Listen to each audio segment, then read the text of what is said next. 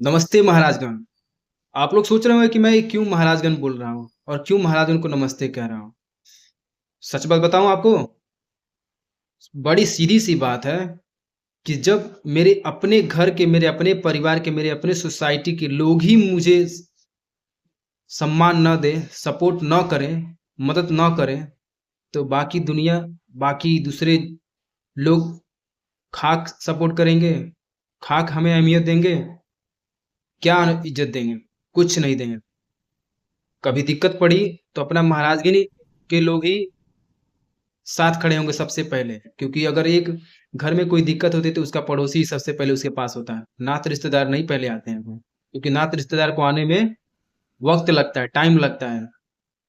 लेकिन पड़ोसी चाहे कुछ भी हो, बेशक एक दूसरे से प्रति टूट फूट हुई हो, तोड़ मोड़ हुआ हो, लेकिन वही सबसे पहले पहुंचता है कि अरे भाई उसके घर पे क्या हो गया। आप सभी को गणतंत्र दिवस की ढेर सारी शुभकामनाएं दोस्तों। आज अपने महाराजगंज जनपद के शायद ऐसी कोई जगह हो, खास करके जो मतलब ज़्यादा मतलब हाईलाइट हो, उस जगह को तो हमने विजिट कर लिया है। नहीं देखा है आप लोग तो जाकर देख सकते हैं कि क्या मैं झूठ बोल रहा हूँ या नहीं। हमने सारे ब्लॉक, सारे पुलिस स्टेशन, सारे तहसील, सारे सिटी जितने भी हैं सबको कवर कर लिया है। रेलवे स्टेशन हो, उनको भी हमने कवर कर लिया है। अगर आप कहें तो यूं ही शब्दों पे मैं गिनवा सकता हूँ, आपके सामने मैं कह सकता हूँ कि 4 तहसील, 12 ब्लॉक, 20 पुलिस स्टेशन, अब तो 21 पुलिस स्टेशन हो गया। इन सबको भी मैंने कन्वर्ट कर चुका है और आप लोग के पास दिखा चुका हूँ।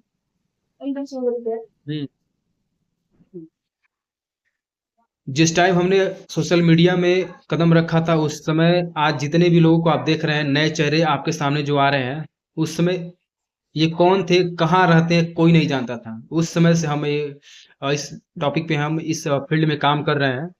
और यहाँ पर सिर्फ हम इसलिए नहीं आए हैं कि सिर्फ पैसा कमाने के लिए, क्योंकि आज के डेट में जितने भी लोग सोशल मीडिया पर आ रहे हैं, 95% से 98% लोग सिर्फ पैसा कमाने के लिए ही सबसे ज्यादा आ रहे हैं। लेकिन उस समय से लेकर के 2000 जब लॉकडाउन लगा था, उस समय भी हम, ना मेरी ये सोच थी ना थाट थी, सबसे पहले चीज यही था मेरा कि कुछ अलग करना, लोगों के बीच कुछ अलग अपनी पहचान बनाना, लोगों के बीच कुछ ऐसा रख देना या फिर प्रोवाइड करना, एक ऐसी सर्विस देना, एक ऐसा कुछ चीजें। अगर एजुकेशन लाइफ में अपनी कोई नया इन्वेंशन, कोई बड़ा काम तो नहीं कर पाए, क्योंकि हमारा असर जो था, पढ़ने की क्यूरियोसिटी, जिज्ञासा था। लेकिन उस समय जो टीचर से आज के समय में जो टीचर हैं, बहुत डिफरेंस था। उस समय डर के मारे हिम्मत नहीं होती थी टीचर से अपनी क्यूरियोसिटी को, अपनी प्रॉब्लम को पूछने की। लेकिन आज के वक्त में टीचर स्टूडेंट के घुटनों के नीचे हैं, लेकिन फिर भी स्टूडेंट का कोई कोई अगर कह ले, अगर पढ़ाई में कोई ज़्यादा क्यूरियोसिटी हो तो नहीं है। सबसे ज़्यादा कहाँ पर क्यूरियोसिटी है? पबजी में, फ्री फायर में, यूट्यूब, इंस्टाग्राम में, इन्हीं सब में सबसे ज़्यादा है कोई। तो अब अपना जो मेन मुद्दा है, पता है क्या? अब हमने सोचा है कुछ अलग करने का। दोस्तों, अपने जिले में जो है 1262 गांव है। ये सिर्फ वो गांव है जिनका अपना खुद का नक्शा है, और 800 कुछ गांव पंचायत हैं, मतलब पंचायती है, मतलब 888 या फिर 885 पंचायती गांव है, ग्राम पंचायत जिसे कहते हैं हम। और इनको कुल मिलाकर के अगर देखा जाए तो लगभग 22-2300 आपका टोटल महाराजगंज जिले में गांव है। यानी एक पंचायत में कई सारे गांव डिवाइड होते हैं। अहम बात आप लोग को बता दूं, जिनको नहीं लगता है, जिनको यकीन नहीं होता है कि हाँ सच में मैं महाराजगंज का सबसे बड़ा ब्लॉगर होने का दावा करता हूँ, चाहे बेशक भी मेरे पास लाखों में, मिलियंस में फॉलोवर नहीं है, सब्सक्राइबर नहीं है, तो आपको बता दूँ, अपने महाराजगंज डिस्ट्रिक्ट की जो इन्वेंशन है ना, जो गोरखपुर से डिवीजन हुआ था, 1989 को हुआ था।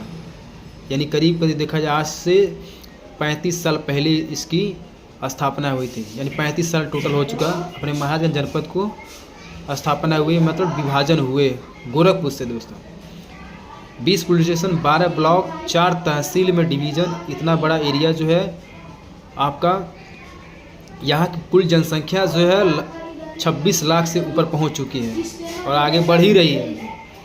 चाहे वो घुगली हो, चाहे आपका निचलौल हो, चाहे सिंदुरिया हो, चाहे पनियरा हो, चाहे मुजरी हो, चाहे ब्रिजमनगंज हो, चाहे धानी बाज़ार हो, चाहे नौतनवा हो, चाहे सोनौली हो, चाहे आपका आनंद नगर हो या फिर फरिंदा हो, महाराजगंज मेन सदर हो, पनियरा हो, पिपराइच हो, सॉरी आपका ये क्या कहते हैं खुटहा बाज़ार हो, चाहे कटहरी हो, चाहे आपका खालेगढ़ हो, चाहे आपका बरगदवा हो, परसा मलिक हो, ठूठी बारी हो, कुल्ही बाज़ार हो, या फिर आपका बागापार हो, जितने भी चौराहे हैं उन सबको हमने विजिट किया है। यकीन ना हो तो आप जा करके देख सकते हैं। और एक असली सच्चाई बता दूं आपको, कितने लोग की ज़िंदगी ख़त्म हो गई, कितने लोग बुजुर्ग हो गए हैं, लेकिन अभी तक अपने पूरे महाराजगंज ज़िले को घूम नहीं पाए हैं। क्यों? क्योंकि स्कूली लाइफ में जब वो रहे होंगे तो उनको क्या करना होगा, पढ़ाई से फुर्सत नहीं मिली होगी, क्योंकि पढ़ाई का जितना बड़ा बोझ है वो उसको हैंडल करेंगे। फिर उसके बाद से जो है पढ़ाई की जैसे ही ख़त्म हुई तो आगे चल गए। इतने बड़ी जगह को हमें ट्रैवल करने में और आप लोग के पास पहुंचाने में 2 साल लग गए मुझे, तब जा कर के इतने बड़े जगह को हमने कवर किया है। न जाने कितने लोगों से हमने पूछा कि आपने कभी पूरे महाराजगंज ज़िले को देखा है? बोलते थे अरे बाबू वैसे ने कोनो जरूरतिए नहीं पड़ल तो कहाँ जाए क्यों, कैसे देखियो, ऐसे लोग बोलते थे। लेकिन क्या मतलब हुआ, कुछ नहीं। तो यही सब चीज़ें थी। आने वाले समय में आपको बताते हैं बहुत बहुत ऐसी चीज़ें जो है अभी आपको से अनजान है, जो आप लोग को बताना ज़रूरी है। चाहे जितना भी समय लगे करूँगा और आगे भी करता ही रहूँगा। आप सभी को रिपब्लिक डे की ढेर सारी शुभकामनाएं। मिलेंगे फिर नेक्स्ट वीडियो में।